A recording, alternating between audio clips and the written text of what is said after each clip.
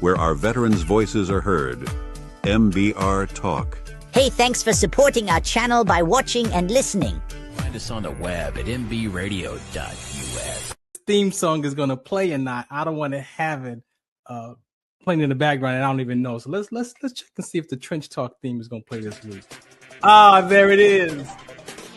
You tuned into the Farron Dozier Show on mbradio.us, Trench Talk Edition, and Live Tour Sports. Catch me here Wednesdays at 4 p.m. Pacific Time, only on mbradio.us. How'd I do? Was that a good take? That might work. All right, good evening. Welcome to the Farron Dozier Show on KCAA Radio, 106.5 FM, 1050 AM. Also streaming from the KCAA Radio.com website and mbradio.us. We got to bless the show before we get started. Let's go. When I was in my mother's womb, I had a calling on my life to do something in the glory of God and marry it like a wife. Commit myself to his word and never be led astray. And when it's all over, when he comes, I'll be glad to see that day in the morning time.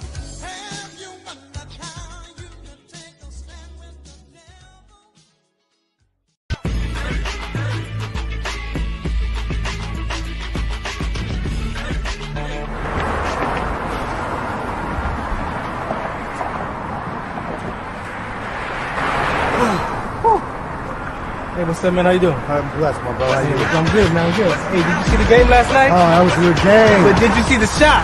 I lost money from that shot. Oh, man, that shot was cold, I man. hated it, but it was good. Damn. What's in those jeans? You really want to know? I do. Exhaustion, muscle spasms, asthmatic issues, unexpected sickle cell trait crises. Damn. Are you serious? When I was young, I found out I had sickle cell trait. My mom's told me, but I ain't have no knowledge of it. But when I got older, I had a child, and the doctor told me my daughter has sickle cell trait. Do you know the facts that both parents have sickle cell trait? There's a 50% chance the child may have the trait, and 25% chance the child may have the disease. Hey, that's what's the count. Do you know that 2.5 million people in the United States have sickle cell trait, 300 million people globally? I didn't find out I had sickle cell trait until I was in the Army, 10 years. Next thing you know, I had a sickle cell trait exertion site. Sickle cell? I thought that was a black gene or something. Nah, man, the Latin community is number 2. 1 out of 36,000 babies are being born with sickle cell disease. You could be Caucasian, Mediterranean, European. You gotta know your bloodline, man. There is an inherited gene in our community that has been forgotten. The name is sickle cell trait. WDCONSCT, also known as What's the Count, is out to bring awareness, education, and prevention to people all over the globe. Want more information? Call us now at 323-215-5384 or visit www.wdconsct.org.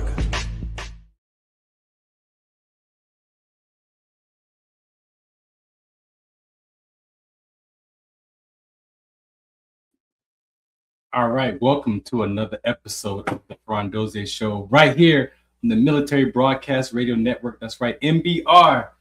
We're back. Happy, well, I guess I don't want to say Happy New Year. No, I don't want to say Happy New Year. I want to say be encouraged. You know, a lot of times we say things, I find myself saying things to be sincere because that's what everybody else says. I don't want to be like everybody else. So I'm saying in 2026, be encouraged. There are so many conversations in the world today, so many things that we care about.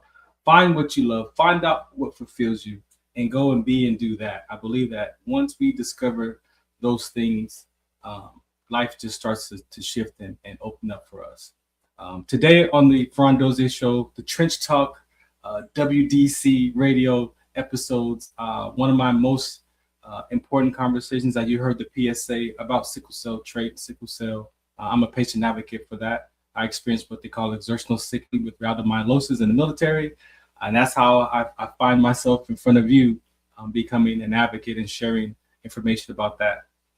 So important that the NCAA made it mandatory for all student athletes to have a sickle cell trait test done or sign a waiver, because for some odd reason, athletes have collapsed and died playing sports in college, high school, as well as military. And so that is my experience. So the other part of my conversation is the rhabdomyolysis, which is a skeletal muscular disorder.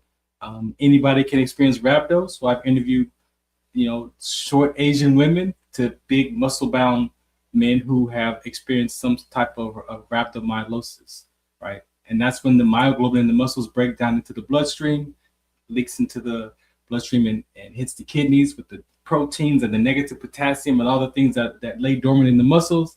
And some people experience renal failure, and in worst cases, as we've seen, cardiac arrest and things like that. So that is one of the other conversations. Mine was connected to my sickle cell trait.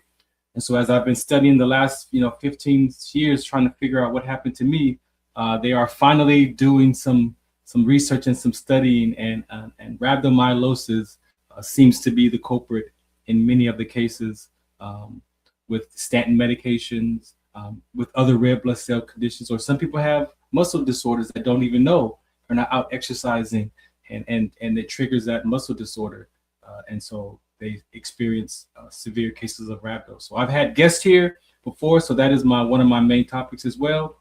But this topic here today is important. I have a cousin with sickle cell anemia SS. I have friends with sickle beta thalassemia, sickle SC. I've lost friends with various types of sickle cell.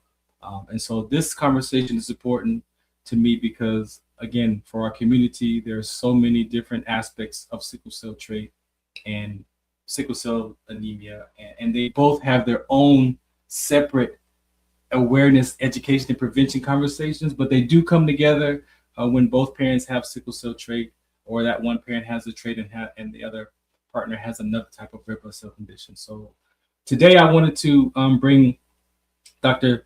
Dabney on the show today. I've seen his posts on Facebook.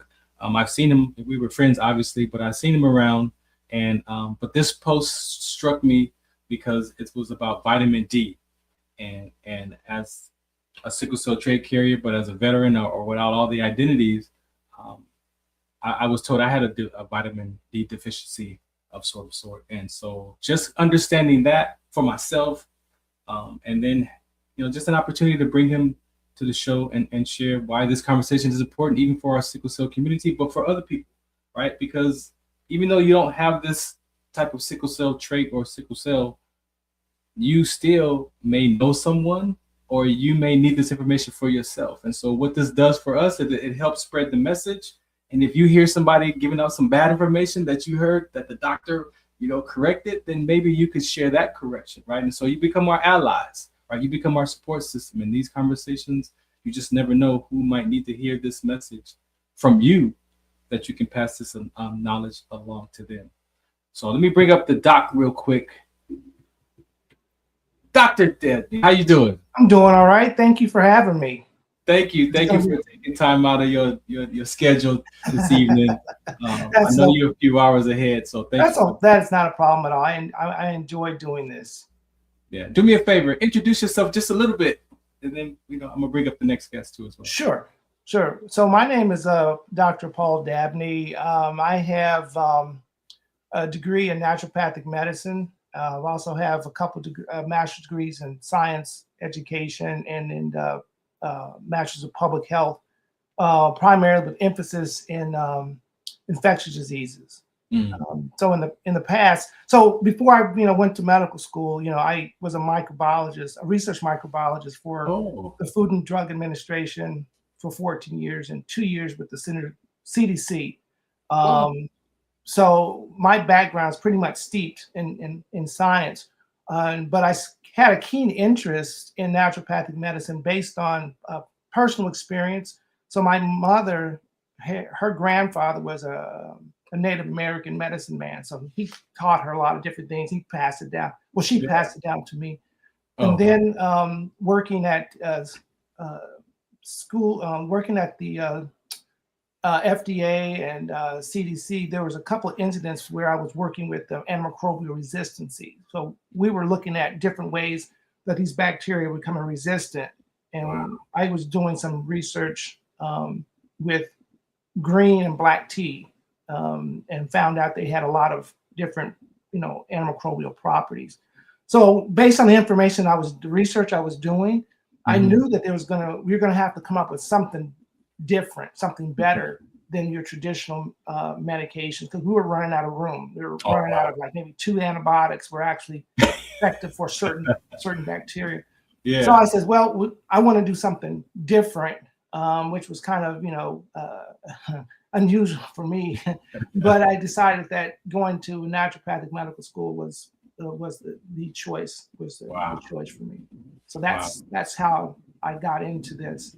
But I've been practicing naturopathic medicine for about 12 years, based out of Decatur, Georgia, and but now I have do telemedicine. So I'm here and I'm there. so I'm I see people in Georgia, but I also see people in the United States and abroad. Yes. That's cool. You sound like my board member, Dr. Maisha. We call her the trait doctor. She does telehealth as well. So she's doing. I think she's licensed in like 20 states so far. So she's able to see and help sickle cell trait patients as well, because a lot of we'll talk about that as well. Just the view of that conversation. Yeah, COVID did that. Yeah, COVID did that. COVID did that. Everybody was switching to telemedicine, and that was a great way because some people couldn't get out of the house. So this was a way to kind of open the door for them. Yeah. That's cool. Thank you for that. Thank you.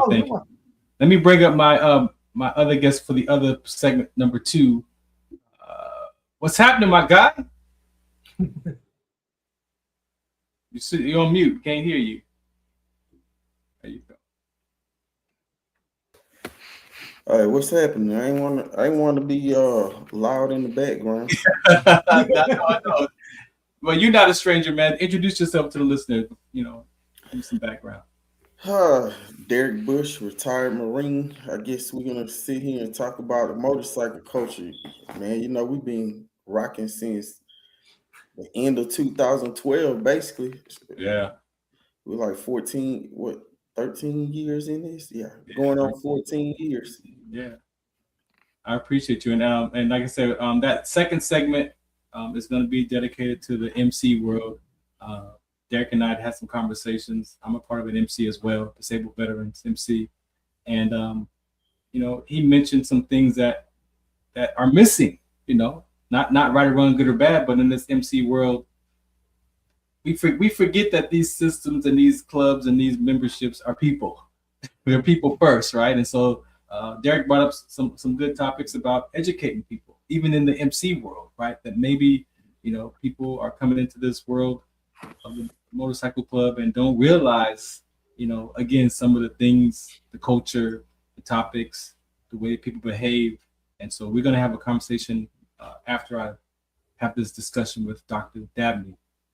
Anything you want to say before I let you go, Derrick, to the listeners? No, somebody else supposed to be coming on, but I'm ready. I'm here to listen about what you all got to talk about. It. I'm just here. All right, cool, man. I appreciate you. All right, Doc, we're going to play a PSA real quick, and then I'm going to come back, and then we're going to see something in. This is the Farron Dozier Show on the Military Broadcast Radio Network, mbradio.us for more information. You see this QR code up here. If you want to donate to the organization, there's my finger right there, in the front, right there. If you want to donate to us, they provide the platform, all the services. They give veterans a voice. And again, if you want to say more than just thank you for this service, you can definitely contribute to the platform and support our veterans. There are way more other podcasts and talk shows here. This is a place for me, finding radio in 2009 to 2010. You ask any veteran, the most important thing that we miss is that camaraderie, right? And this is the way that I've been able to find myself to stay connected to the community, to my veteran community, but then also now my sickle cell community. So there's a lot of people that we get to stay connected to based off of these platforms, right? So it's not always just about a podcast. Sometimes we are actually, living and sharing information that's important so that we can reach our community. So this is another PSA right here on the Farron Dozier Show, the Military Broadcast Radio Network. Oh, let me check me out on KCA Radio. That's on Sunday nights at 8 p.m. AM FM, 106.5 FM, 250 AM in the Inland Empire, or just stream it at kcaradio.com. I'm there Sunday nights at 8 p.m. similar but different dynamic of the Farron Dozier Show. We just have conversations twice a week on 2 different networks. All right, check this out. Do you remember studying sickle cell in biology class? What's the Count on Sickle Cell Trait Prevention is here to bring you awareness, education, and prevention conversations around the risk factors of this inherited gene. Visit wdconsct.org. Zetovia salve, made from natural and organic ingredients, good for inflammation, poor circulation, hemorrhoids, yeast infection, lip sores, dry coughs, eye pain, minor cuts and bruises, and ready to purchase at botanicaherbalco.com. botanicaherbalco.com. botanicaherbalco.com. This is Farron from the Farron Dozier Show, 8 p.m. Pacific Time on KCAA Radio, 106.5 FM, 1050 AM. Also streaming from the KCAA Radio.com website, the station that leaves no listener behind, and MBR Radio. That's right, MBR Radio on all their streaming platforms, including MBR Radio on Roku TV, Sunday nights live, 8 p.m. Pacific Time on KCAA Radio and MBRradio.us. The Farron Dozier Show. For more information, search farrond.com. Muchos de nosotros nos vemos afectados por la enfermedad de células falciformes a diario y un número creciente simplemente no nos damos cuenta. Los impactos de esta enfermedad afectan a todas las personas y en especialmente a las personas de color y con antecedentes diversos. Estar en servicio conmigo y con los demás a medida que creamos una mayor conciencia sobre cómo identificar y dirigir el tratamiento de los rasgos de células falciformes y ayudar a las familias a saber cómo superar el trastorno de células falciformes. WDCONS.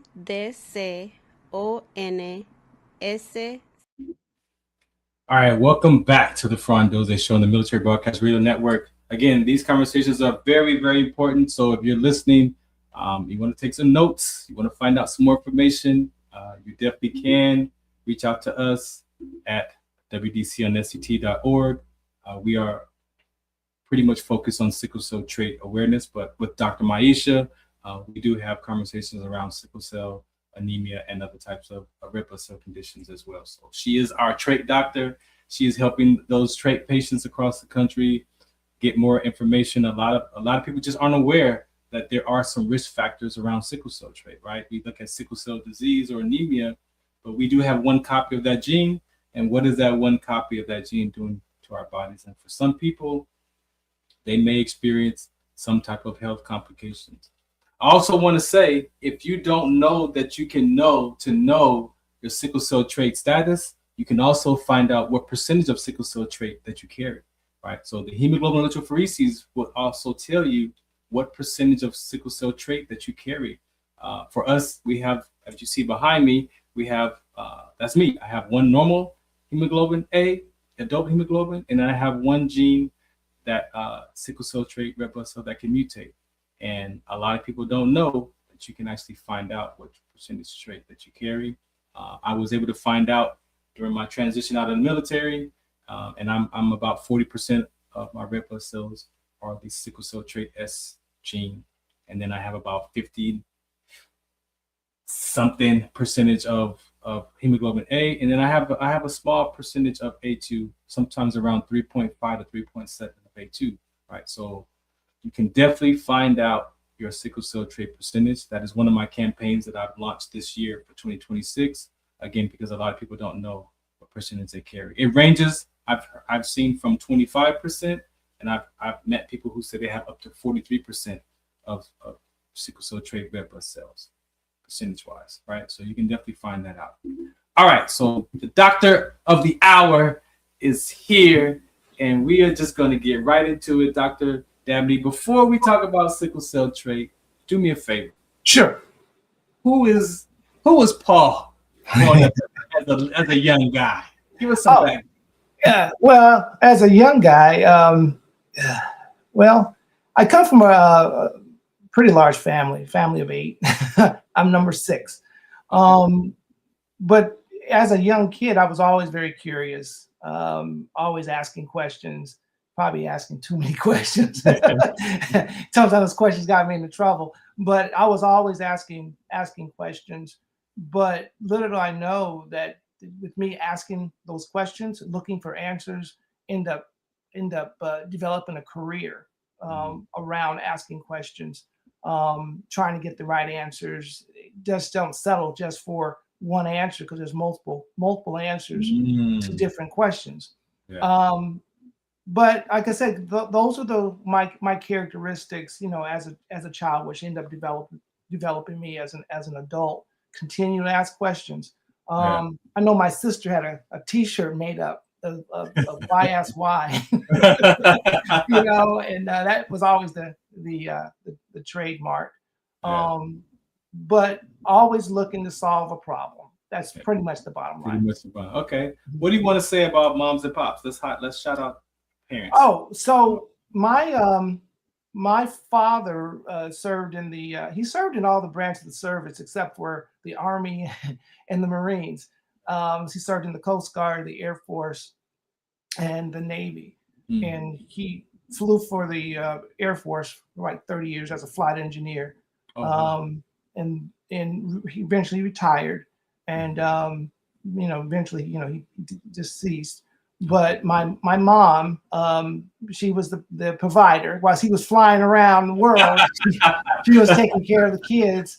But from her, I learned quite a bit, because, like I said, she was a granddaughter of a Native American, a Cherokee Indian, who was served as a medicine man. So he passed the information down, and eventually I was just curious about how things work.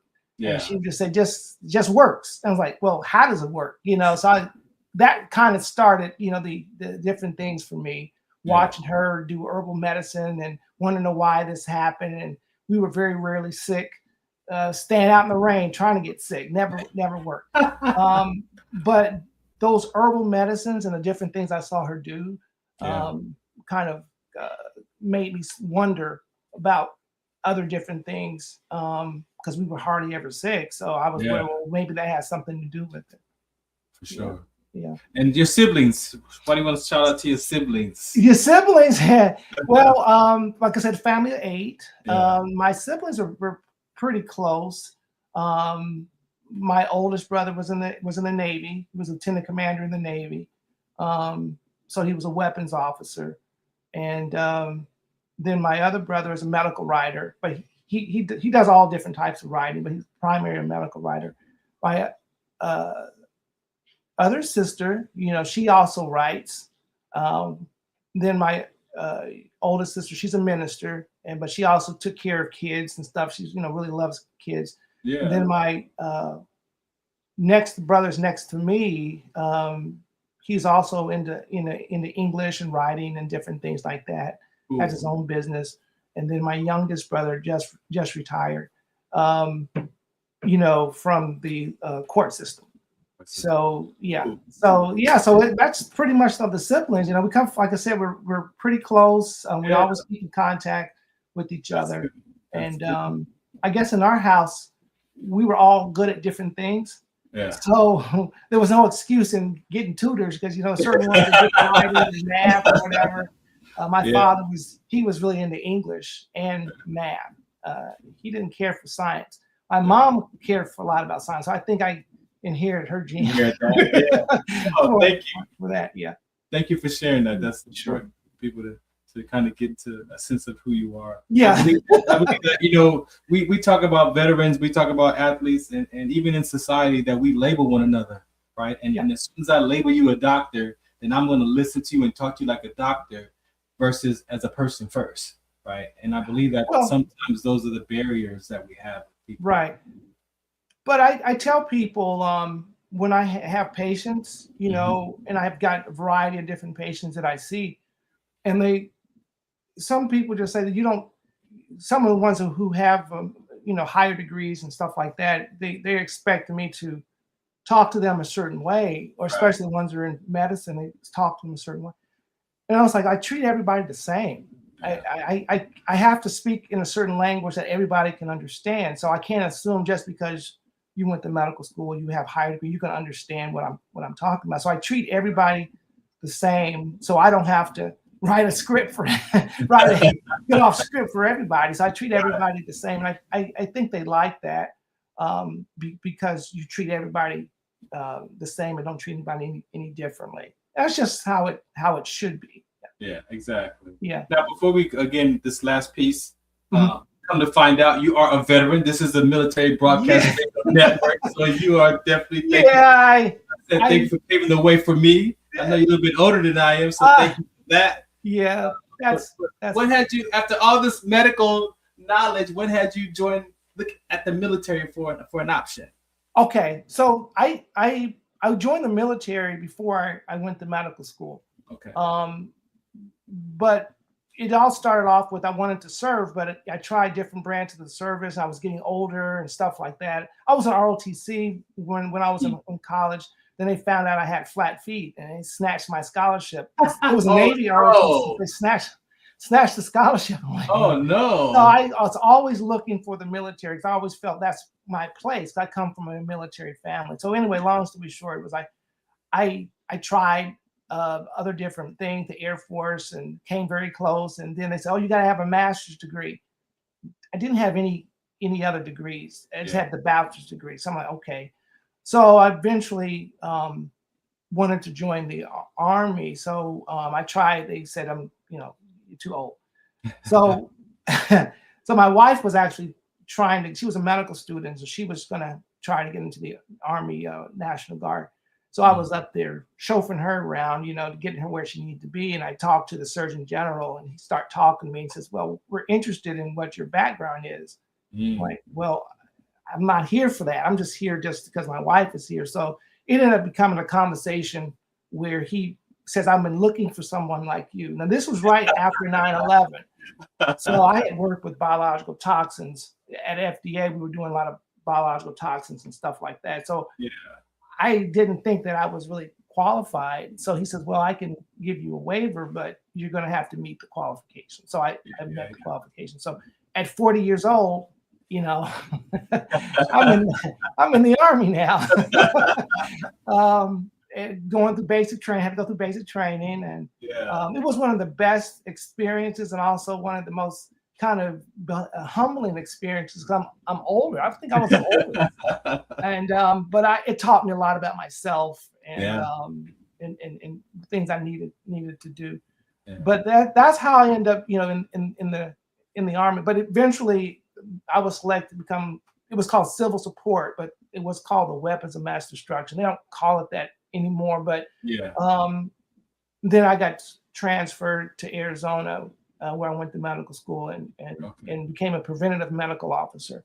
So I was helping out in the lab, running the lab, and helping out with physicals. And pretty much during that time, my job had shifted because 9/11 had already started. It already was up to swing full force. So we were helping people get ready to go off to the Middle East, which was kind of very difficult because some of the people you knew, some of them naturally did not come back. Right. Yeah, that's so. I want to bring you back to get more in depth of that. But what was the transition out of the service for you? What was going on? So the transition after the service. Well, the transition was kind of made for me because at that time, my wife and I had our second child, and I just basically just made the transfer from being an officer to being daddy. It was difficult because I was used to doing certain things, with the military, and now I can't do that anymore. Because I have other obligations. So the transition was difficult, but it didn't take that long, Yeah. I mean, you went to be dad. I mean, you went to midnight feedings changed that really quick. But I really kind of miss it a little bit. The times are different now, So, but I think the camaraderie, being with certain units, hanging out with certain people, were always there. So I still keep in contact with some of the people. Some Oh, of them are that's- still in. They've gone up the ranks. You know. Yeah. So Well, yeah. Thank you again for sharing that. Oh, you're very much welcome, sir. Yeah. Yeah, I appreciate you. Let's get into the topic. Sure. All right. So, sickle cell. What do you want to say initially about sickle cell? Well, what I want to say is from when I talk to my patients who have sickle cell or the ones who don't know much about it, I tell them in a very short way. I try not to overwhelm them with a lot of medical terminology, but what I tell them that is what is sickle cell? Sickle cell is a naturally genetic mutation, depending upon how many genes are actually affected. But what it is overall is a genetic mutation with a twist of inflammatory. It's an inflammatory disease. And people are like, well, I don't understand that.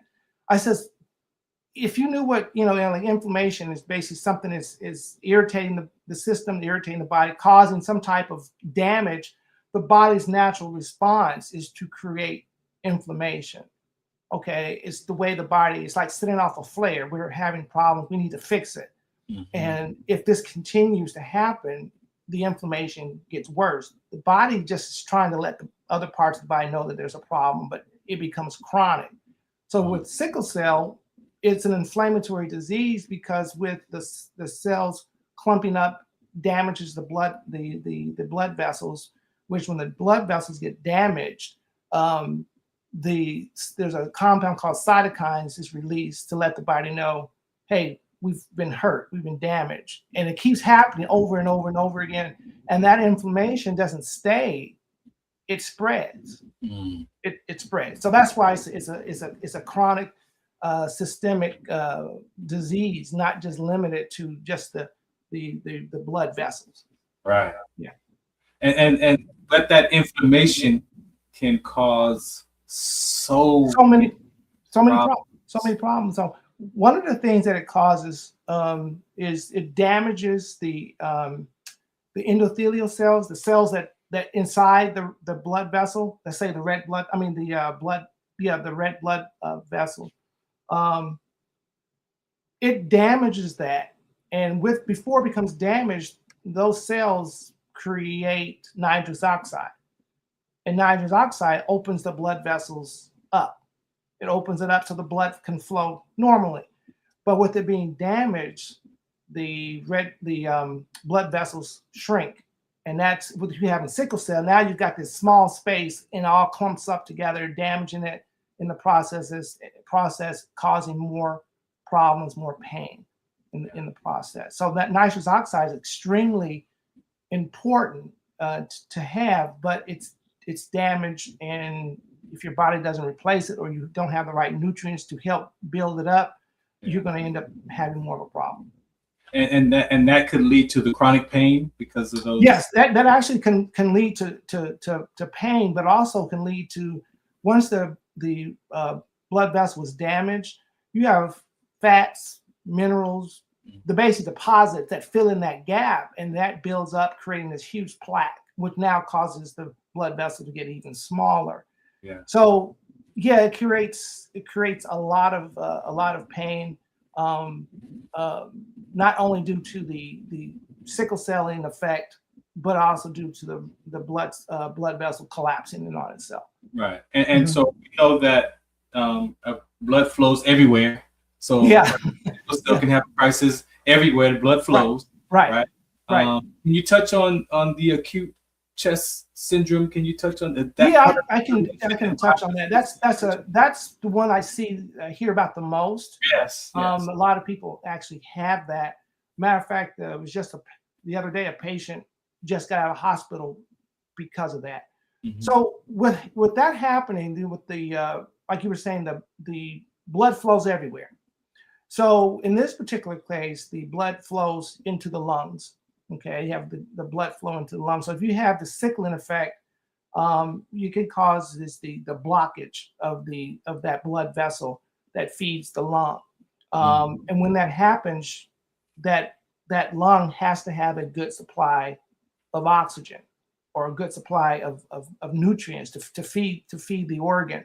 Once that happens, you start cutting that blood supply and oxygen supply and nutrient supply off, you're more likely to start starving that organ, okay, that lung, and now you have a major problem. So with that being said, once you have all this blood kind of pooled in one area, the fluid comes out. So now you've got this fluid that comes out and it dumps it into the lung. Now you've got pneumonia. Yeah. So, but it's I guess to explain even better, without the pneumonia issue, it's just where the blood supply is cut off and the lung is struggling, to get that, to pump out to get the circulation going, and it has a very, very serious problem. So it's not necessarily because they caught a cold? What do you? I don't understand. Like if I caught the flu or something, could the flu trigger that, or that just? Yeah. Okay. I'm glad you brought that up. Yeah, so could it be because I got a virus, or could it just be? It could be anything. I'm glad you brought that up. So let's look at it this way. Make it kind of simple. Let's say, for example, a person who has sickle cell and they caught the flu, or they had a bacterial infection.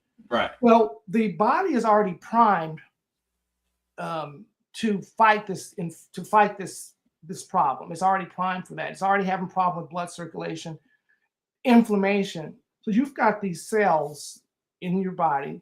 They're pretty much in all your major organs. It's called mast cells. I'm not sure if you've ever heard of them, but mast cells are part of your immune system. And they basically, once there's damage or inflammation, these cells release some compounds like leukotrienes or histamines. There's a whole bunch of them, but histamine is one of the major ones, which basically with histamine, it tries to open up the blood flow, tries to open it up, but also comes with allergic responses. You have a histamine response.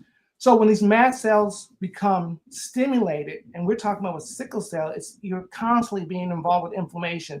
That inflammation drives and stimulates those mast cells. So you can take something as simple as a cold or bacterial or viral infection or even just being exposed to allergens, environmental or food allergens can trigger these mast cells. And now once you have all these mast cells being triggered, releasing all these compounds. Wow. There's one compound in particular, it's called tryptase, and that creates a major problem because it not only creates pain, it also creates degradation of bone. Oh, wow. Yeah. That could come from losing limbs or losing. Come on. That's necrosis, so, AVN, right? Right. So, yeah. That could be one of the. No way. So I wrote an article not too long ago that talked about the relationship between mast cells and sickle cell. People are like, what do you mean a relationship? Wow. Think about it. That people have sickle cell, they have all these other different characteristics. What made me think about it is getting on these forums, and I start talking to people who have sickle cell, and they kept saying, I always have these allergies, or I have these allergy responses all the time. And then people, you just have an allergic, but I'm testing for it, but I'm not allergic. So it made me kind of think, and I started doing some research and found out that, So one of the things that the mast cells release is called substance P, and the P stands for pain. Wow. So this compound release triggers pain. And that's another thing that made me think about these sickle cell crises are crises that have pain, but maybe these crises are in pain is coming from the mast cells. Wow. Pretty interesting. So I'm glad you brought that up. I meant to. So the mast cells are white cells, is what you said. Right. They're part of the white. They're part of the white cells. They're part of the white cell group. Wow. But there's immune cells that are in a class kind of by themselves because every organ has them in it. Even different places all over the body have them. Once they get stimulated, makes so much sense. Yeah. Once they get stimulated, it's hard to shut them down. Wow. I mean, there's different ways you can do it. One of the things that now this is going to freak you out. One of the things that triggers these mast cells, other than allergens and different things, but pain medication. So pain medication can trigger the... Yeah, right. So guess what? Sickle cell patients have a lot of pain meds, or they take an aspirin. These things trigger these mast cells. Well, that sounds counterproductive. It is, but they don't know that. So that's why I look for other different compounds that would work in conjunction with it. Wow. I'll have to send you that article that I wrote. It's one of the compounds I can tell you that works along with the sickle cell. The sickle cell medication is resveratrol. But resveratrol works very well compatible with it, and it dampens the pain receptors. Wow. It's pretty neat. I mean, it's not neat for people who have the disease, but it's neat for someone. We gotta have some more talks. Right. Yeah, we gotta have some more talks because it's so important. And so right into why I invited you here when I saw your article about the vitamin D, right? Oh yeah. Most of us are dealing with some type of vitamin D issue, from what I understand. So we're talking about vitamin D. I'm gonna say this to the listeners. I had a friend who was going to UCLA, and one day she invited me to like one of her biology classes or one of the classes, right? And I'm listening, and he's talking about like when you eat this type of food, it grabs the food, it breaks cells, break it down, it diffuses over here, and it takes this, and the cell diffuses over here, right? But what happens when that cell tries to deliver this nutrient or mineral or vitamin like to the body, and it doesn't go in, it doesn't get in there, right? It doesn't absorb, right? Right? And so I'm listening to this lecture, and I'm like, if the sickle cell community understood how important food and diet is, right, it's extremely important. Now remember, I said that's why I bring it up. It's an inflammatory disease. It goes everywhere because everywhere there's blood flow, you could potentially lose, circulation to that area. And one of the things, the article that I wrote talked about the vitamin D deficiency, saying, okay, well, you've got sickle cell, and a lot of people have sickle cell or vitamin D deficient, and they try to blame it on the melanin. That part is, I don't buy that. I mean, yeah, you can have darker skin, may be harder to absorb per se, but the thing that people don't know is vitamin D, whether you get vitamin D from the sun, vitamin D from your food, or vitamin D from your supplement, has to be activated. So yeah, you can be dark and still not have the vitamin D, but you're still getting vitamin D from food sources or supplements. So how do you explain that? Yeah. Well, how to explain it is that vitamin D has to be activated. Wow. It has to be. So all those different places I just described to you, it's not active. It's just an inactive compound that's waiting to be activated. So what activates it? Yeah. Magnesium, zinc, and B6. You got to have those components in order to activate it. Because if it's not activated, guess what the body does? It's a fat soluble vitamin, right? Yeah. If it's not activated, what do people do when things aren't working well or they're not productive? You get shoved in a corner, Yeah. In this case, it's a fat soluble, so it gets stored in the fat. Whoa. So now you've taken the vitamin D, taken out of blood circulation, and you put it in the fat cells. And now you got a vitamin D deficiency, even though you are getting vitamin D, but it's not active yet.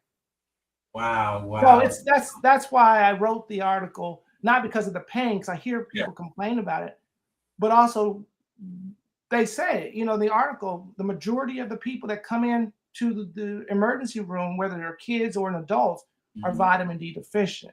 Yeah. I guess what vitamin D does. So vitamin D is not just for bones and teeth. That's what people equate it. You teach But vitamin D, you have vitamin D receptors all over your body, all of them. So that means vitamin D is going to stimulate you, turn on genes to do something. And when you get vitamin D and it's active, it goes to these receptors and turns these genes on to do a function. One of them is to modulate pain. it turns down those pain receptors, so you're not dealing with as much pain. If you don't have it, those pain receptors go up. So I guess the rule of thumb is this: vitamin D is a modulator. It modulates your immune system. It modulates pain. It wants to go, if something goes up, it wants to bring it back down, and vice versa.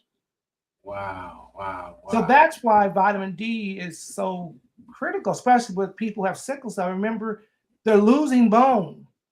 And the reason why they're losing bone is because if they're vitamin D deficient, that calcium is not pulled from the diet.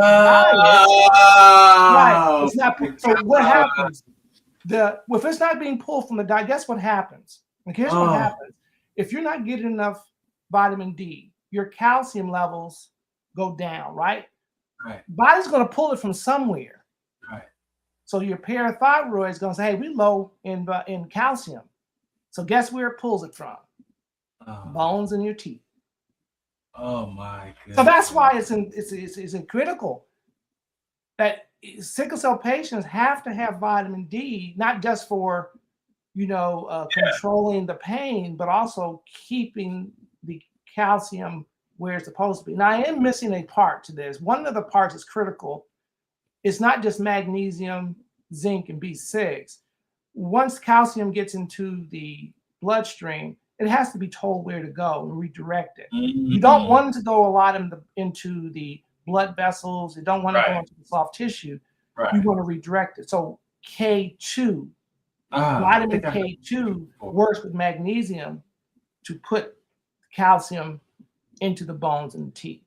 Come on. It sounds too simple, but I know it. But it makes, once you're looking at the big picture and showing how the parts work, from time I eat something, what happens to the body? What happens to vitamin D? So I've gotten people's vitamin D levels up when they say they couldn't get them up because it's all about activation. If you're not being active, I'm gonna sit you in a corner. Oh my goodness!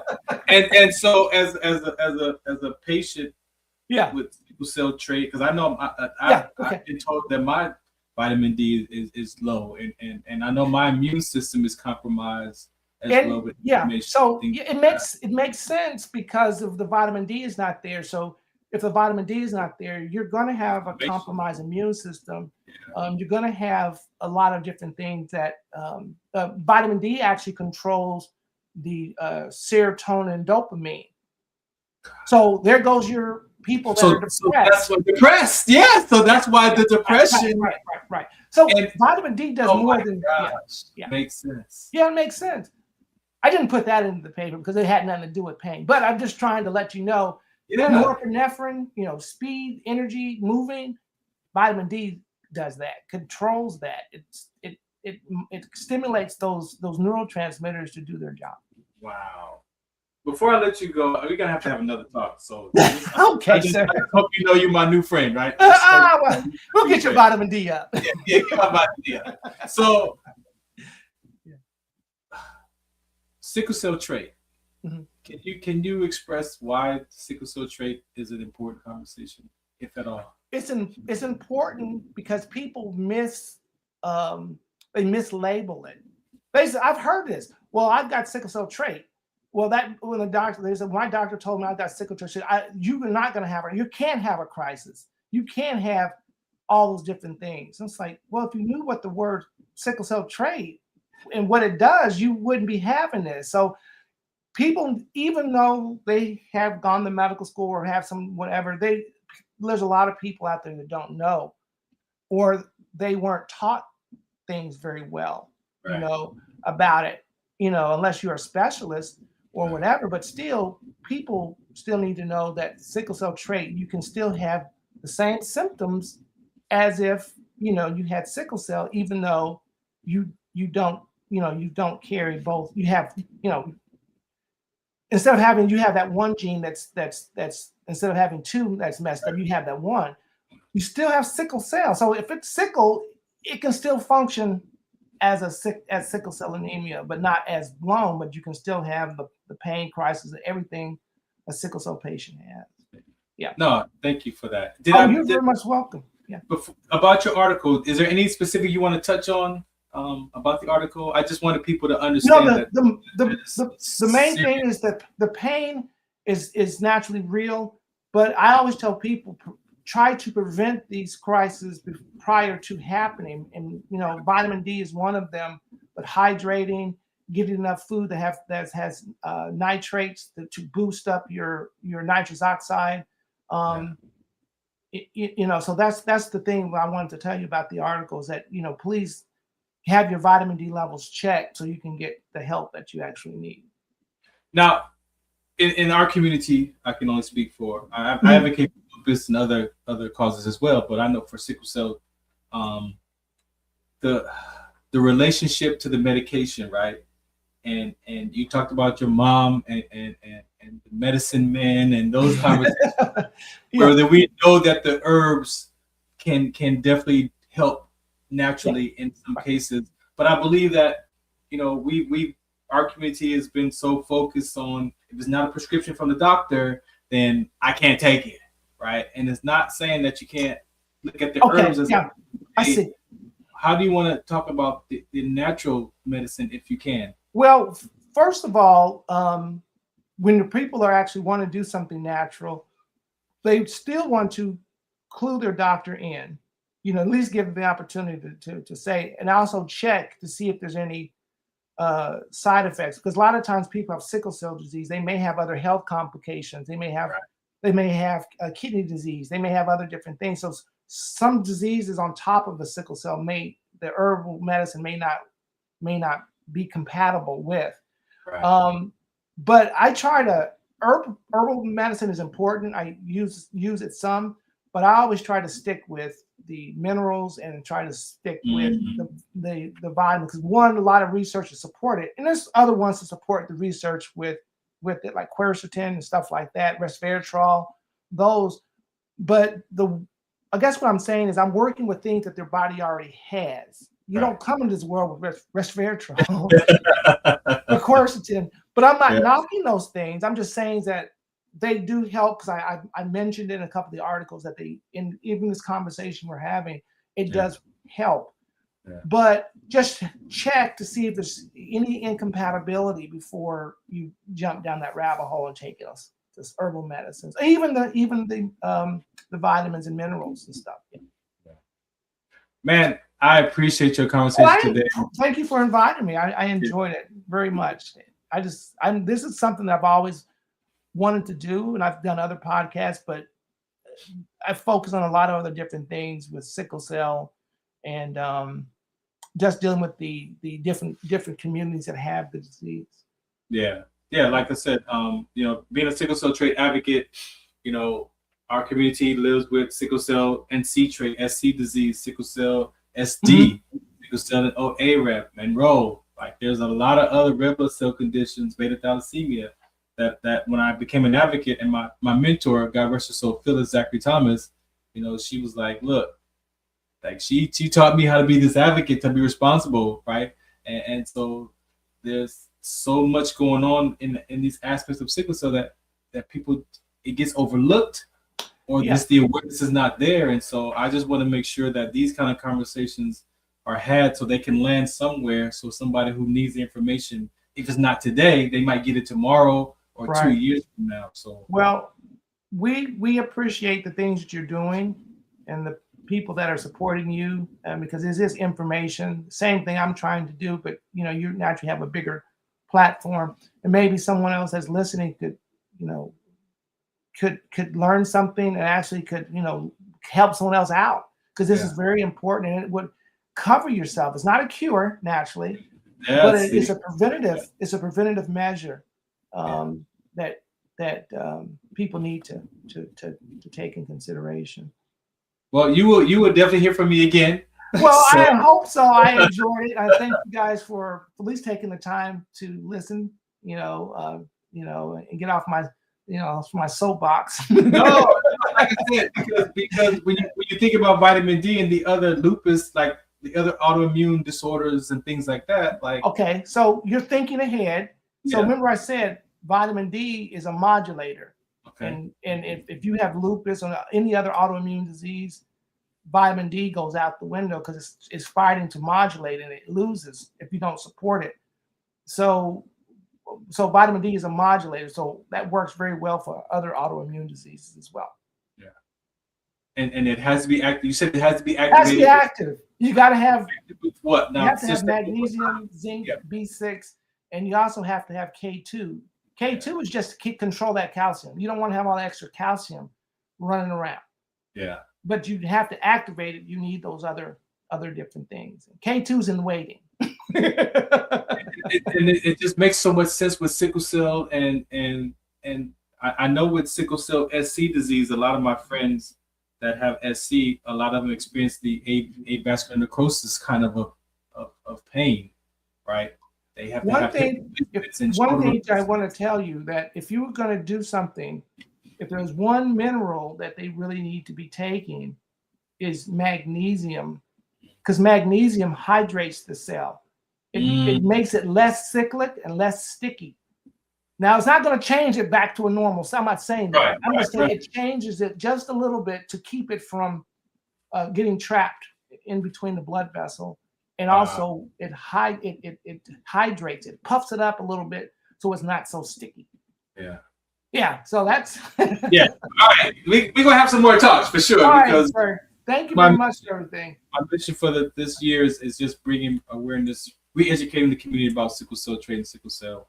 So, Doc, thank you for your time, man. I really appreciate you. Thank you very much, sir. All right. Thank you so much.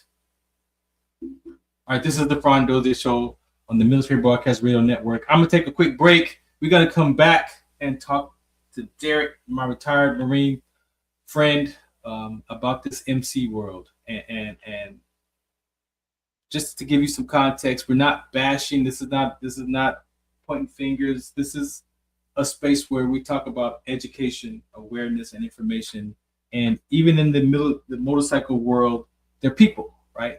We're people first. We look at the world and we look at the government systems and we look at the doctor system, all these systems, and we think it's an organization or a group. But yeah, it is. But it's people in these organizations and these groups, right? So what are we dealing with as people, right? We all dealing with some kind of now, I don't think any one of us escapes some kind of emotional fracture, some childhood, whatever. We talk about mama issues, daddy issues, whatever that is, those are real, right? And unless you've done the work around to unravel some of those stories that your subconscious mind has been carrying since for 2 years old or whatever, and then we become adults and we forget, and then we just start acting out these emotions and talking to people these kind of ways. It's not right or wrong, good or bad, but just sometimes we just need to take a step back and we say that we listen, but if you listen to react or to respond, you might not be listening, right? So I'm going to come back and have this conversation. This is the Farron Dozier Show on the Military Broadcast Radio Network.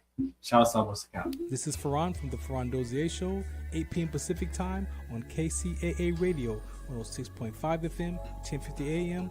Also streaming from the KCAA Radio.com website, the station that leaves no listener behind, and MBR Radio. That's right, MBR Radio on all their streaming platforms, including MBR Radio on Roku TV, Sunday nights live, 8 p.m. Pacific time on KCAA Radio and MBRradio.us.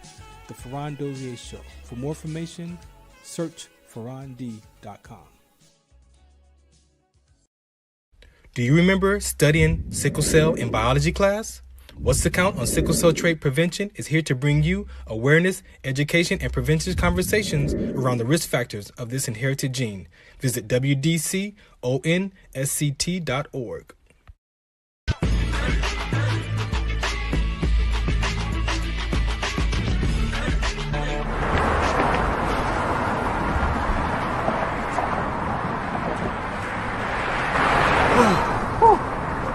Hey, what's up, man? How you doing? I'm blessed, my brother. How you doing? I'm good, man. I'm good. Hey, did you see the game last night? Oh, that was a good game. But did you see the shot? I lost money from that shot. Oh, man, that shot was cold, man. I hated it, but it was good. Damn. What's in those jeans? You really want to know? I do. Yeah. Exhaustion, muscle spasms, asthmatic issues, unexpected sickle cell trait crises. Damn, are you serious? When I was young, I found out I had sickle cell trait. My mom's told me, but I ain't have no knowledge of it. But when I got older, I had a child, and the doctor told me my daughter has sickle cell trait. Do you know the facts that both parents have sickle cell trait? There's a 50% chance the child may have the trait, and 25% chance the child may have the disease. Hey, that's what's the count. Do you know that 2.5 million people in the United States have sickle cell trait, 300 million people globally? I didn't find out I had sickle cell trait until I was in the Army 10 years. Next thing you know, I had a sickle cell trait exertion site. Sickle cell? I thought that was a black gene or something. Nah, man, the Latin community is number 2. 1 out of 36,000 babies are being born with sickle cell disease. You could be Caucasian, Mediterranean, European. You gotta know your bloodline, man. There is an inherited gene in our community that has been forgotten. The name is sickle cell trait. WDCONSCT, also known as What's the Count, is out to bring awareness, education, and prevention to people all over the globe. Want more information? Call us now at 323-215-5384 or visit www.wdconsct.org.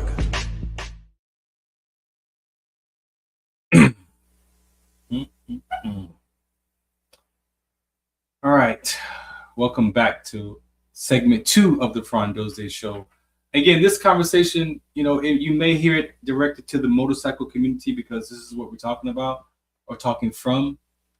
But at the end of the day, as I talk with Dr. Dabney about life and just whether it's living with some type of inherited gene or disease, or you're an athlete or you're a veteran, at the end of the day, a lot of it, underneath all of it, is the sense of belonging, right?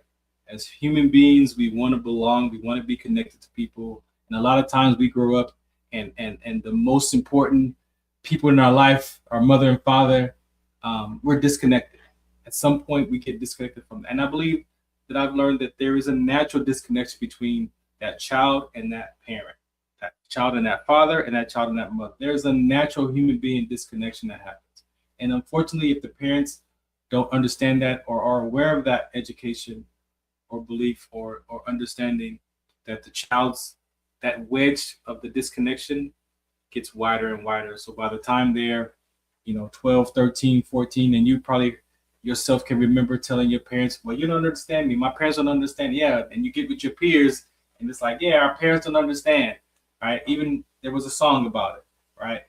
But at the end of the day, not understanding that disconnection between the parent and the child and the parent, that we are susceptible in our adult life to looking for a sense of belonging, whether it's into another woman or a sport or military or a political party or even an MC. And so sometimes people join clubs and MCs not because they necessarily may consciously want to, but sometimes we join things to feel like we're included, to feel like we belong, to be a part of. That's the natural human being survival type of function, right? And so I'm gonna bring up my buddy Derrick, who's a part of this MC world as well, and we're just gonna have a conversation. We got a guest that's gonna be with him, but just looking back at the motorcycle world, and Derrick's gonna tell you. A lot of veterans, I believe the Hells Angels, all that, they were veterans coming looking for a place to join and connect and have that camaraderie, that sense of belonging, right? And in the world perspective or in the world view, or the world's perception, when you get a group of people together and they look a particular way, then there's what comes with that. The labels, they're violent, they're gangsters, they're thugs, they're this, they're that, they're that. But on the outside looking in, but what's going on the inside of that club? What's going on the inside of the people that's a part of that club? We're going to touch on it a little bit today. Mr. Bush, what's happening? Yo, what's up? What's happening? I don't know why your camera's off. Is that me or is that you? I think it's you. Is it you? I don't know. Do me a favor. Go out and come back in real quick. How do I go out? I'm going to kick you out. How's that? Okay. Boom. Hey, this is what happens when you live, right? We are tuned in. We're live. Hey, we're live on Roku TV. We're live on TikTok, X, Facebook. This is real life. So again, I'm a part of an MC myself, Disabled Veterans. This cut right here, I used to be a part of Vet Hunters. But then, you know, I bought this cut. So I just made, this is my retirement cut. I ride on my Spider. But, you know, this MC world is different. And there's a lot of opinions about it. There's a lot of conversations about it. And we just want to have an educated discussion and maybe enlighten some people about this world of MC, but also, again, hear it from people. What I'm learning is I don't like people speaking for me, right? I hear a lot of people speaking for us as Black men and Black women and all these conversations. Why don't you allow people who are in that world to speak from that world and let them share their perception, let them share their truth. None of it's wrong. But we understand that the power of the sense of belonging is so important that if that's fractured, I mean, imagine elementary to middle school transition. We talked about identity crisis off the air. You know, sometimes that sense of belonging, we find that identity in sports. We find that identity in gangs. You know, we find that identity in political parties. You find that identity. You're gonna find it somewhere. And even though you know it's not, it may not be right or the right place to hang out, but at least you feel like you belong. At least you feel like you're included. And that's what human beings, that's what we need. However, there's a part of us that if we heal those areas, then that sense of belonging returns back to yourself. You get your self-love back, your self-esteem back, your self-affirmations back. You get all that. When you get that back to you, guess what? Then there's the shift that happens in your heart where you don't want to hurt anybody, right? There's a shift that happens, that takes place that you don't want to. And that's why spiritually, the word says, love God with all your heart, mind, soul, body, and then love your neighbor with the same measure that you love yourself, right? And if we tell the truth, when I told the truth, I don't love Farron 100%. I had to stop saying I don't love Farron completely, but I didn't love Farron 100%. I love Farron about 80% of the time. So that means I can only give away that much love to people, about 80%. And then that 20% that I don't like about or love about myself, that doesn't fall on the other person. It falls back on me. So then I got to do the work around my 20% to figure out why I still have issues with myself. So then it's still not about the other person. It's about myself. So how you treat people is just a reflection of how you possibly grew up or how you think about yourself. All right, man, you back. Yep. All right, man. I appreciate you for hanging out today, man. Thanks for listening to the Sickle Cell conversation. You are definitely my teammate in that work. As we've done a lot of work together in the past around those conversations. You even invited me to do conversations around sickle cell and trait and disease, man. So I appreciate you just for hanging in there with me. Thank you. All right, we got another one of your guests here. Let me bring the press. Hello, how you doing? Hi, can you hear me? Yes, we can. How are you? Hey, greetings. How are you? Thank you. I'm good. Thank you for hanging out today. Thank you for having me. Thank you. Why we can't see you? Oh, there okay. she go. Greetings, y'all. Hey. I want to ask you, when Derrick approached you to have this conversation with us, what was the first thing that came to your mind? Am I in trouble? I'm just teasing. No, I was honored because usually I really don't speak as much, but it was an honor for him to think about me, to invite me to be a part of the show tonight. So much accolades to him. I appreciate it. And how important just to have this discussion from your perspective as a missing topic as far as educating our MCs? Me being an SC, it is important because even though we are guests on the set, we do need to learn how to move, how to act, etiquette and protocol.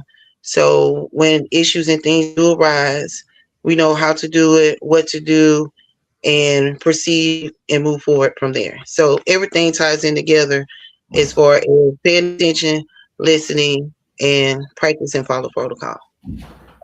Do you? I kind of shared in the beginning, about that camaraderie and that sense of belonging. Is that a space that you get out of that world as well? Yes. The reason why I say that because I show myself friendly and my prayers to be reciprocated.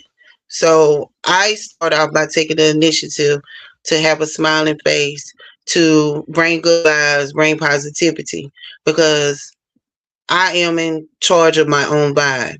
And so the vibe that I bring is the vibe that I would love to have reciprocated. So it starts with self first.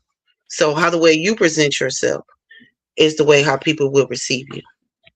I appreciate you for that because in the world today there's so many conversations about energy and vibe and we don't realize that we the ones that's bringing that vibe to the table. Right. That is true. That is true. We don't realize that when I show up upset, I'm bringing upset to the table. Exactly. You are the responsible person for your vibe. Exactly. Right, but we walk in the room like it's the room that's got the upset and frustration. Right. Right. Like the room owe us something. No. Right. Be humble. Be cool. Thank you. All right, Derrick, man, you initiated this conversation with me. What do you want to say first of all to the people? Give us some context.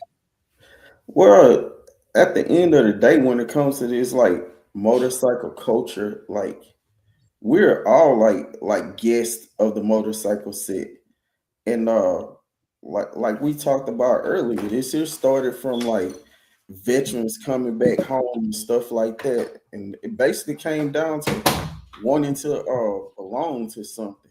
Yeah. And like I think the lines of where this here started from and where it was, the foundation of it has been like smeared.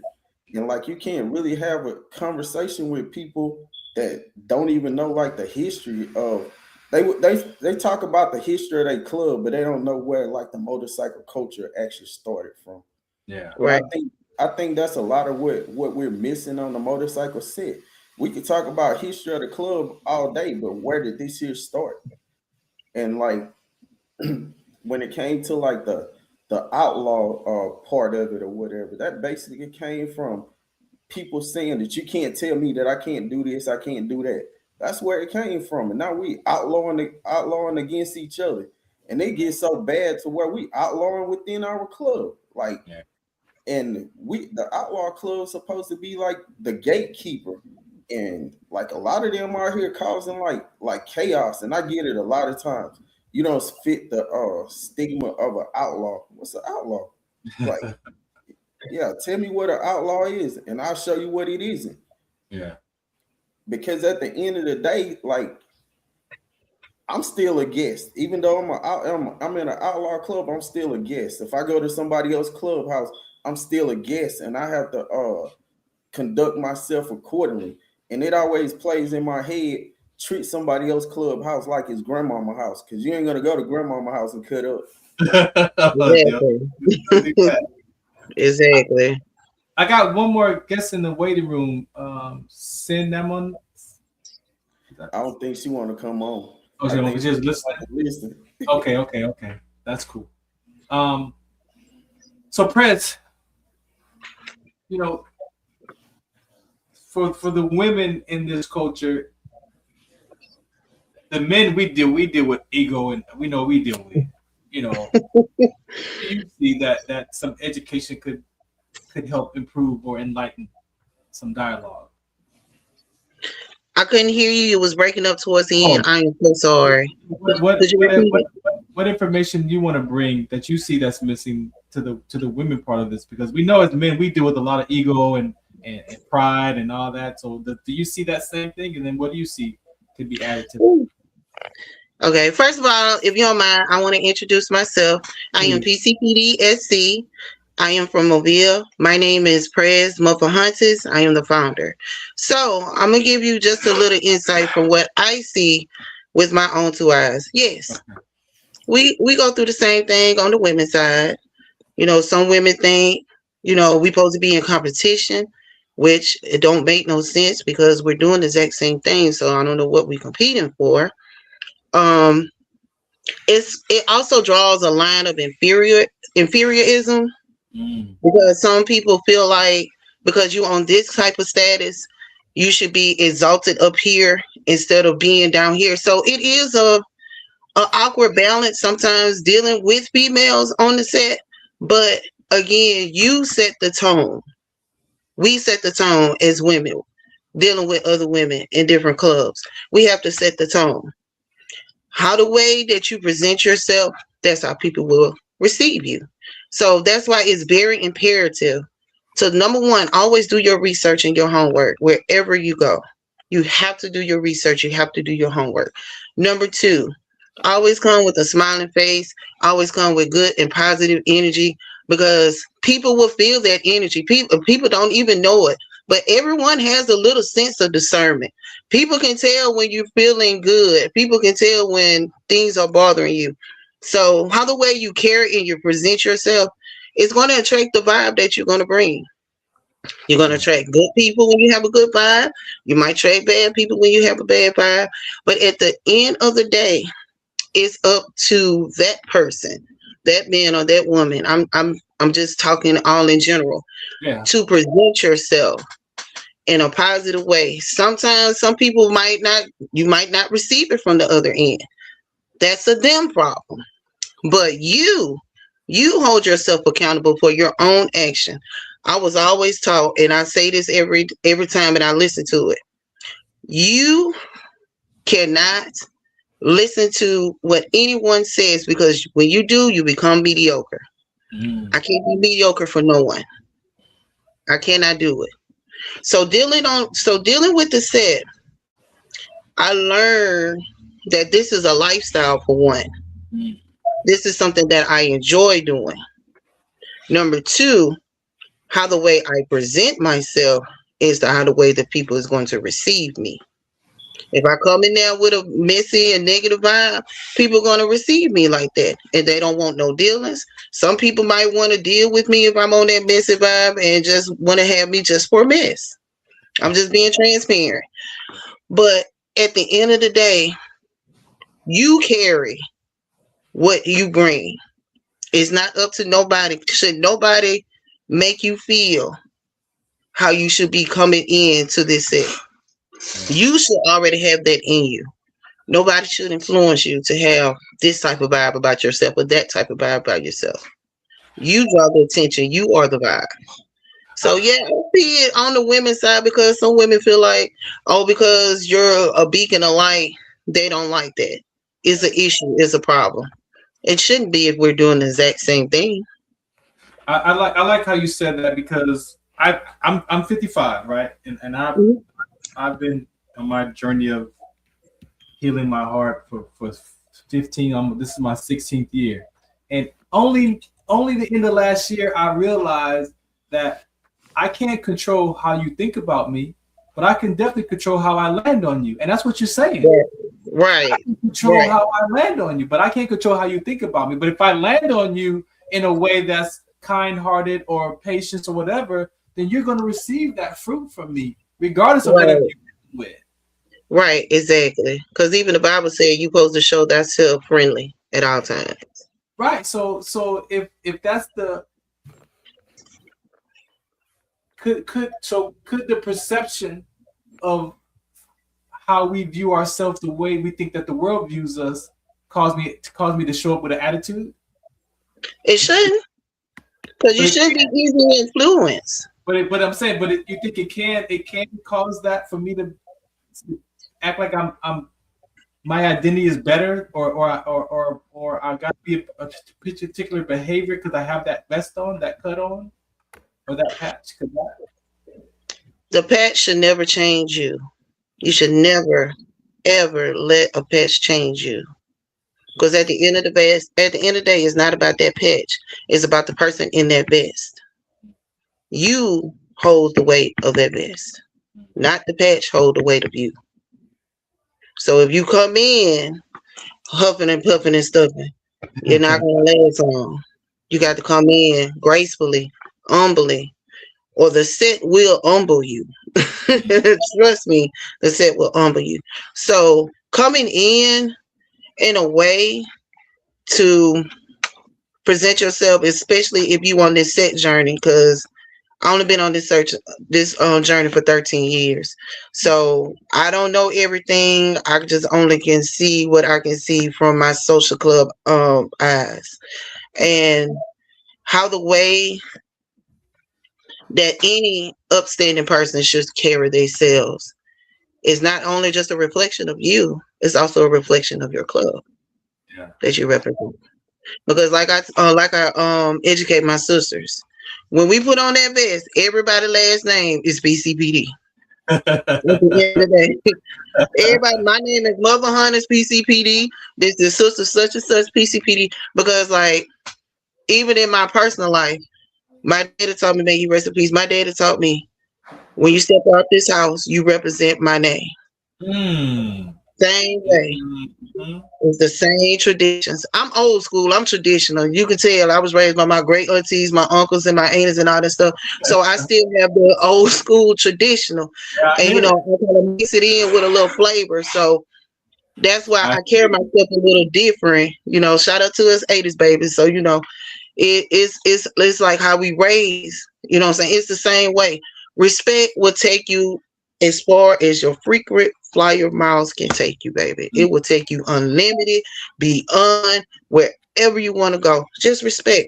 Protocol, I learned protocol. The number one thing of protocol is learning respect. That's all it is. It's if you can master respect, you can master a whole lot of things in life. That's all you get. Respect. It will take you so far. You say respect, right? So I'm a patient advocate for mental toughness, for veteran suicide, youth suicide, emotional intelligence. We teach that to elementary, middle school students, parents, right? And so as I'm hearing you share and your choice of words in your dialogue, it's like, yeah, you're right, because if I don't have self-respect, how can I give it? Or what measure of self-respect do I have for myself? Because I can only give that measure to you. So if I only respect myself 50% of the time, who knows what part you're gonna get at any given time? Right. So to me, that personal person, I teach this with athletes. How can I give myself away to the team when I'm also dealing with my own issues at the same time? Right. So you have people that come to the club, all walks of life, but all kind of history and upbringing and background. But most of all, I want to join because I want to belong. But then I'm also bringing my baggage. I'm also bringing my fractures and the good parts too, not just the bad parts. But I'm bringing all of that, and it can come up at any time. So I appreciate you, for how you're languaging that. Much love. Well, I got a question for you, Press, because you said something that triggered something in me, because I've been out here for 28 years. I was told that, I know you said it was a lifestyle. I remember when I first came on the motorcycle, OG said you have to treat this like your life, not your lifestyle, because they said styles and fads change, but you live your life a certain way. Do you agree with that or not? Yes and no. And this is why. Yes, I agree with that because of the status that I have, because I'm a founder. At the end of the day, I'm a founder in praise. I'm gonna go hard, regardless of the fact. I'm gonna go hard behind my organization. I'm always go hard. No, is because at the end of the day, I love my organization. I love the state, but they ain't gonna be able to help me pay Alabama Power. They're not gonna be able to help me to pay my water bill and stuff. So I still gotta have my life in order for me to make sure that my lifestyle is, is taken care of. So I have to separate my personal from my lifestyle, because if it is me, this is me. I can only speak for my hunters. If it intertwines, it'll throw my loop off. So I have to make sure I differentiate what is important to me in my lifestyle and what is important to me to my life. A lot of people have a problem with balance. It takes time. It takes time. And I respect everyone that says that, this lifestyle is a part of their life. Guilty of it. It is a part of my life. It is. But I don't let it supersede my personal, because if it supersedes my personal, I won't be in my house. I won't be able to pay bills. I won't be able to do this and do that. We have to find that balance. Yes, we understand when duty calls, we have to do what we have to do because of our position, not our title, but our position. Because a position, that's who you are. That basically tell you who you are. So when my position calls for me to move, which is action words, so I have to move in my position. But long as I'm not moving in my position, I'm chilling. I am who I am in my personal. But I have to have that balance. Everyone got to have that balance in their life in order for them to handle their lifestyle. Because the lifestyle will eat you alive.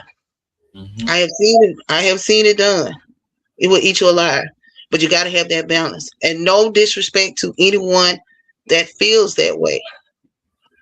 You got to make sure you can take care of this in order for you to do that, if that makes sense. It makes sense to me, but we started this about, does it extend beyond the patch? So how do you feel about that? Because when we start getting people inside our club in a prospecting period or whatever, we don't expect people just to be there just only for the brotherhood. Because I got brothers and sisters where they brothers call me brother and it means something. Their kids call us aunties and uncles. We go to functions outside the motorcycle set. And to be honest, I'd rather do that than be on the motorcycle set, because there's a lot of dangers on the motorcycle set because we lack education on the motorcycle set. And I feel like if we had more education on the motorcycle set, I think it'll be a more inviting place for people. People see the fun of drinking and stuff like that. But me coming from a military background, I see the danger. And if I'm out with my club brothers and they're drinking, guess what I'm doing? I'm not drinking. Somebody have a sober mind. Exactly. Because I'm not going to present myself smelling and reeking of alcohol. I don't drink, period. So I'm not going to present myself, you know what I'm saying? Hey, I'm not finna do that, because once I'm a lady, at the end of the day, when I have this vest on and this vest off, I'm a lady. I always make sure that's my expectation off the break. I'm a lady at the end of the day. So no, if I'm handling business or introducing myself, I'm not finna come to you reeking of alcohol. That's not presentable. So it is a decorum that you got to have to carry yourself. So when business, because in business can come anytime. I always have my expectation to expect the unexpected. So that's why it's a certain reason that I don't drink, I don't do this and I don't do that, because for one, I am the face. I'm the first one everybody see. I'm over our house. So of course, how the way I present myself is a reflection of my club. So it got to be some kind of decorum. I ain't mean to interrupt, but I just wanted to just put that out there. Sorry. You good. No, you good. No interruption. You mentioned the different roles, right? So we talk about, people get titles and power and they go to their head, and I'm the SA, I'm the president, I'm the VP, I'm the secretary. You have all those identity crises that come up with that. How do you handle that, and how would you recommend someone handle that when you have someone who was in the title position in that role, but they're losing sight of who they are inside of that patch, that title? I tell everybody I'm a due paying member. that just sounds it up. It's nothing else to say. I am a due paying member of my organization. Now, I was taught there is a difference between a title and a position.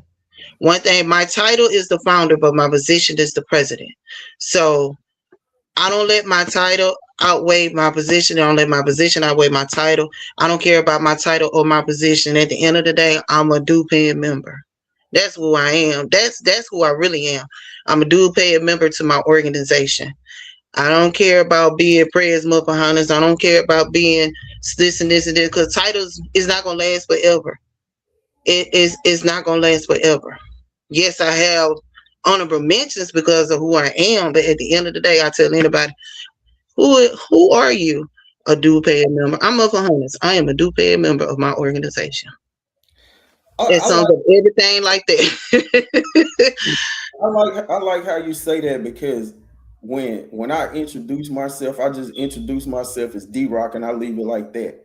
Like I've been like a title holder for 24 of the 28 years I've been out here. I've been a president, a VP, or a district president, regional, all of that. But the thing about it is nobody would never know it because all they know is D-Rock. And I feel like that is more important than a title, because like you said, exactly. It can change next week. The club may be like, I want to move in a different direction and you ain't it. Okay, I'm still D-Rock.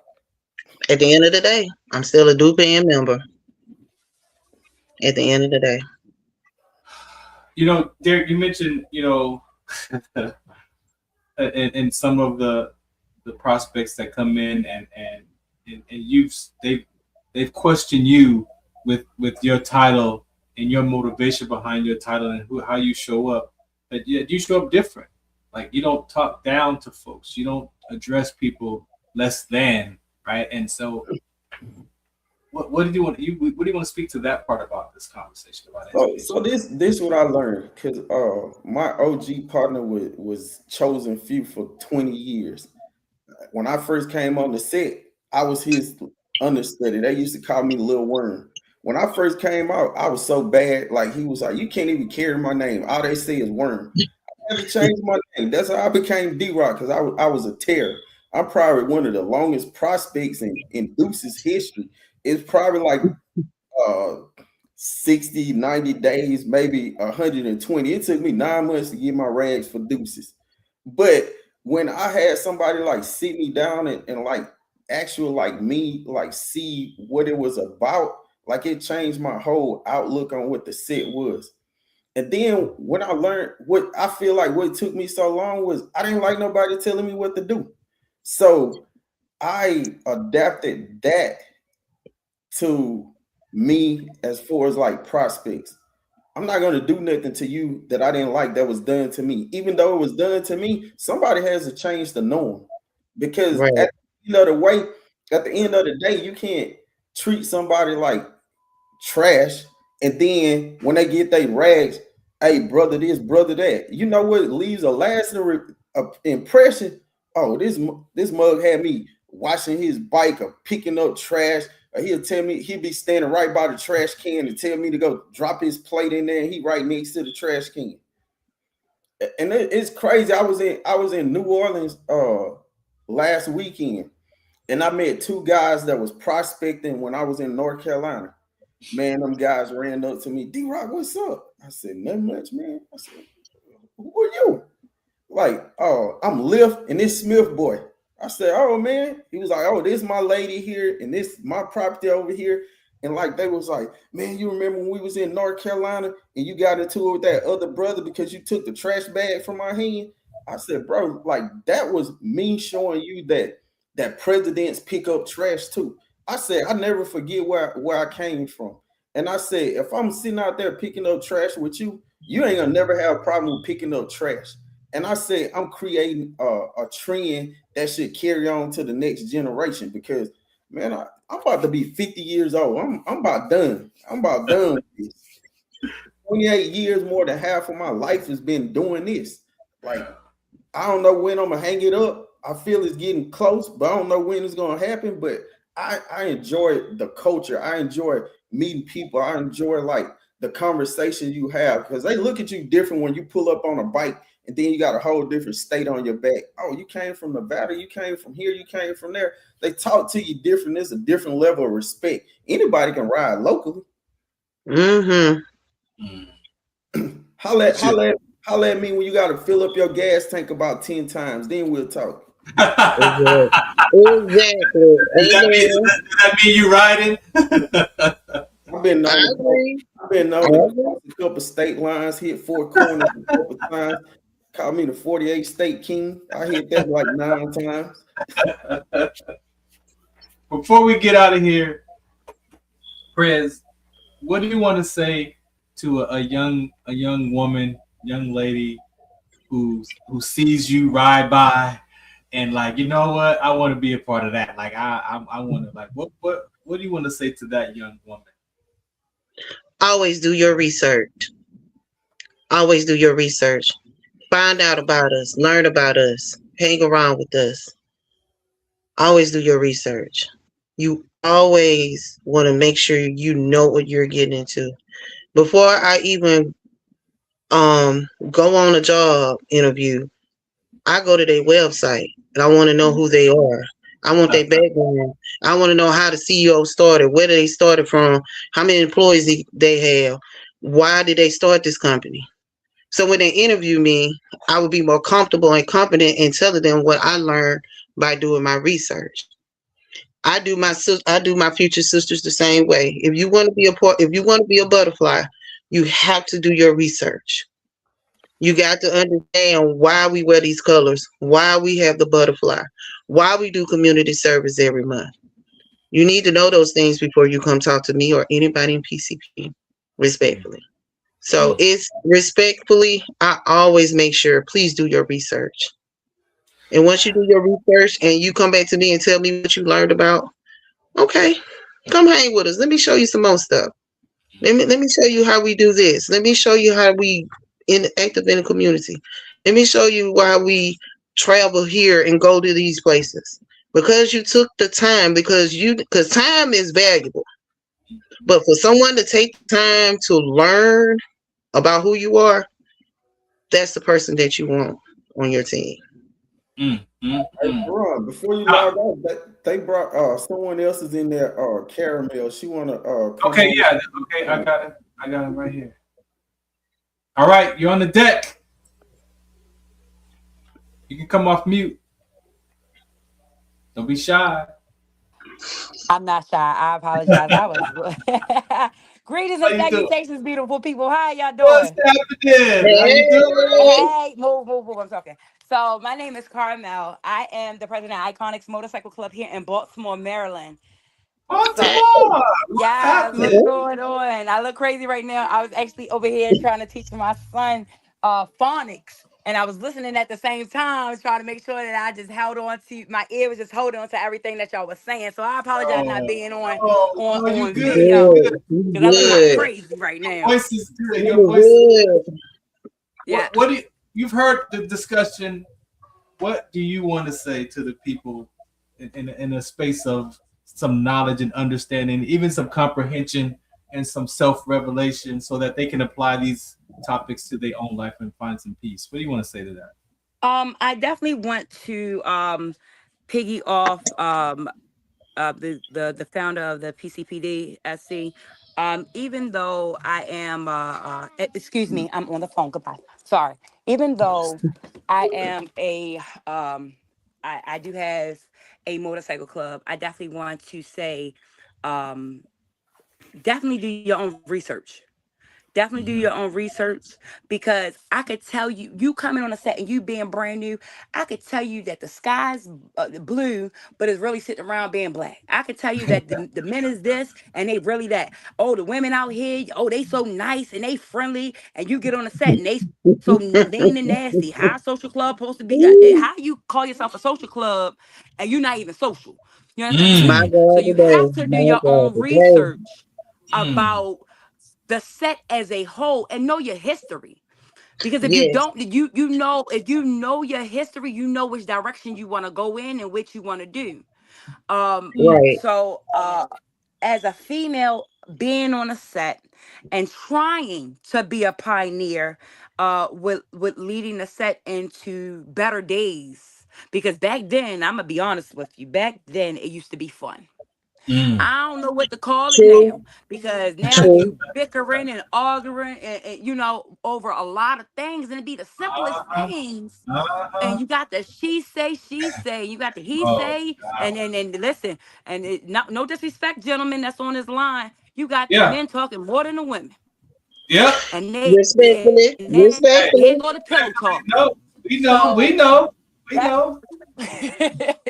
So I think the biggest thing is that you have to know, first and foremost, what monster you're dealing with. Right. When it comes to the community as a whole, and know your position and the position that you're going to play. Right. Because if you don't know where you stand on this playing field, you're going to get either ate up or pushed to the side. So yes, I definitely want to say that. I mean, it's a lot of good information that I was holding on to, while I was doing the phonics, but she definitely, ma'am, you are knowledgeable. And I thank you, because a lot of people, all of y'all, I don't want to just single you out, all of y'all. No, you good. I don't know that prospect. And the crazy things that I heard that, in the Alabama area, we all going through the same thing on this set. Yes. We going through the same thing. Yes. And and I'm gonna just be honest. Like I said, it looks fun, and it is fun. But when you don't know exactly what you're doing, you get caught up in a lot of stuff, and it don't become fun. It become dangerous. Yeah, and that's what D-Rock and I was talking about initially when we had this conversation. It's like there's a lot of knowledge that's just this conversation, education that's not being had, and I look at it like it's people. You got people from all walks of life, from all different backgrounds, and I don't want to always focus on the fractures, but out of the heart, out of the mouth comes the issues of life, and so out of your heart comes the issues, and that's what, especially if you in survival mode, it's a difference between living life and surviving life. And if you show up in survival mode, as Prez was saying, your energy is gonna show that you're in survival mode. It is absolutely. And we barely hanging on. A lot of us is barely hanging on, especially the old heads, because the young ones coming in just doing everything. And we like, Lord Jesus, And then and the problem is, I'm just be honest. Another problem that I see is that the young ones don't want to learn anymore. We're trying to kick and I mean, not only are that they don't want to learn, but us older ones, or us veterans, are sometimes like, no, I don't even want to teach it, because they ain't gonna listen anyway. So you get tired. I mean, you used to hear our mamas and daddies and grandmas say, man, I'm tired of being sick and tired. It is what it is. And you see a lot of the older clubs don't come back to the set because they don't want to deal with the foolery.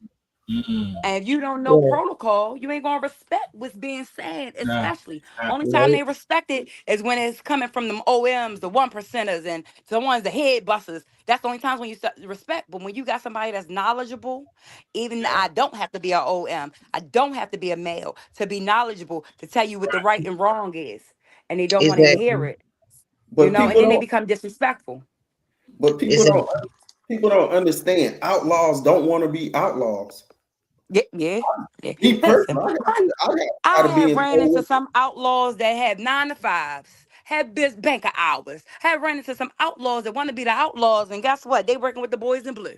Stop playing with me. Like, come on now, But it's a different story when you put that when you put that good old, that good crispy leather on. It's a different story, It's just like it's just like. You know how you wasn't nothing when you was in high school, but as soon as you put on that good cape, you Superman. And that's what people think it is. It's a cape. Like when you put it on, they take on a whole different identity or whatever. And I treat people the same way in and out of that cut. Cause like you said, they have a 9 to 5. That person you disrespected or overlooked at the motorcycle set, maybe that man is working at that banking or maybe at the Mm-hmm. DMV trying to get to the head of the line, and he remember that. But people put on that vest and they just lose their mind. Like, Absolutely. who are you? Absolutely. I want to piggyback on something, if y'all don't mind, what my good sister said about the young ones that don't want to learn.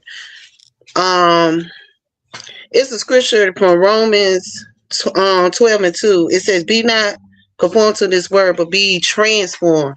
It starts with their mind first. If they really want change, if they really want to learn, it starts with their mind first. They got to have the transformation. They want the change. If they want the change, they will be a part of the change. I can't make a horse drink water. Right. I can't make them drink water. They gonna want the thirst for it. And so I take an approach a little different because I'm very unorthodox. Excuse me, I'm very unorthodox. I get to their level of how they learn. I'm an educator, so I get to their level of learning, like what attracts them to learn about the set. Okay, they might can say some relatable things. Okay, they can relate to that. Then ease that protocol up in there, and that's how I grab them. Okay, so all right, so I know you like to do this, but what we have on our uniform, as I tell them, is a certain way how we move and groove on the set. Being loud and being unpresentable, when you have on that uniform, you have to be a lady. You have to act a certain way. Because my men friends taught me they love a woman that's seen more than a woman that's heard. That's deep. Wow. That was a good one right I'm there. I'm gonna say this to you. A lot of people won't even catch what you just said. Oh It's my gonna go over Lord. their head. It's gonna go Wake over their up, head. everybody. Wake You up. better come on, wake up, everybody. Like, No more sleeping in bed. Come on now. right. Hey, For that real. part. Right. Because like I know it's some younger generations that want to be on the set. They see us having a good time, rocking our vests respectfully and doing different things. And they're like, okay, I want to be a part of that and all this stuff. Okay, do your research, and once you do your research, I'm going to actually educate you how to move. But you must have that initiative to be open and receptive of change. If you can be open and receptive, you can be able to learn protocol. Some people ain't fit for it because some people feel like, oh, I'm above this, I'm above that. That I'm telling you, the set will humble you if you come in with that mentality. We just had a guy in our club that they was going back and forth with because he had a fear. He didn't have a fear of riding on the freeway. He had a fear of riding a certain mile per hour on the freeway. He was like, I'm not driving over 70 miles per hour. I'm not getting in traffic. And they kept getting on him because like, you an outlaw, bro. How can you tell me you ain't gonna drive more than 75 or 70 miles per hour on the freeway? I said, man, let's go for a ride. The SA sent them outside. I said, man, go back inside. I need to do something right quick. So before he came outside, I took a piece of tape and I covered his speed odometer. I said, all I need you to do is keep up. Because I just wanted to prove to him that he will ride more than 75 miles per hour. We went on the freeway. We was doing about 80, 85. He never looked down at his speed odometer because he understood the task was to keep up. So he never looked down. He was focused on me. And then when we got back, I said, man, we hit 85. One time we hit close to 90. He was like, man, get out of here. I said, you got to focus on other stuff than looking down at the speed odometer. Because I said, that's an accident in itself. I like what you said. You got to keep focusing, looking up instead of looking down. How you going to know where you're going? You're looking down. You might bump into something. So keep looking forward, keep looking up. I just want to point that out. I liked that. So I might have to borrow that for a second. So I'm going to have to put that in my little hecky set. I'm going to have to borrow that. I'm learning from y'all too. I'm a guest. I'm learning from everybody. No, I appreciate everyone for tonight's episode. We just wanted to just kind of crack the conversation open. I told Derrick that as much as he want to dedicate to have this talk, if it's once a month, I will create the space so that we can maybe drill down on some more specific kind of conversation. I don't. One thing that I've heard you all say is the rights and wrongs, right? And just because you have the right to say something don't mean it's right. Like I love how you bring the scripture into it, because that's where I'm at today in life, right? And I stand on those foundation principles. And Amen. A lot of knowledge that when you apply those principles to your life, it'll change the way you think, it'll change your behavior. But if you're not willing to be that kind of person, then you're gonna get what you get. And we don't want you to get that from over here, because you're gonna get it from here. Right. And they're gonna give it to you uncensored. Right? And so it's to me, it is a lifestyle, you know. And if you want to be about that life, then you gotta understand that there's some consequences, and that there's some unforeseen consequences, right? Exactly.